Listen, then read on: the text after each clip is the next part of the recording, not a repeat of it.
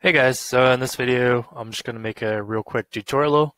Pretty much just going to be going over an expression versus statements in Python. So I'm Python myself, and I figured the better to learn it is also be able to teach it. So after every video that I go through on my various Udemy courses, I'll just kind of go ahead and give a summary of what I learned. So yeah, just hopefully you guys kind of like it. If you like, please feel free to subscribe. So what is an expression versus a statement in Python?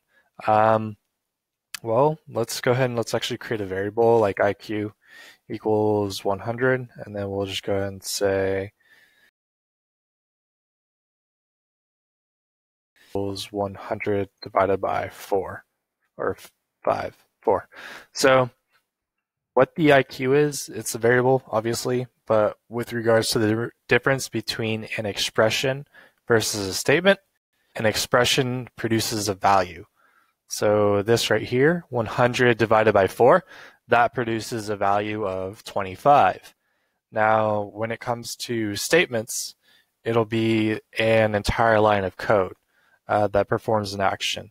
So something kind of like, maybe if we created like a define hello world, then we had just kind of whatever the parameter might be, and then we just return x.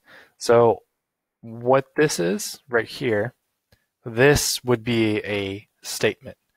The statement essentially is just an entire line of code, whereas the expression, it usually provides a value. Now, they seem interchangeable, at least, but as from what I was at least able to gather in my learnings, is the statement is an entire line of code. So define hello world, we could have parameter 1, and then that would just be a statement.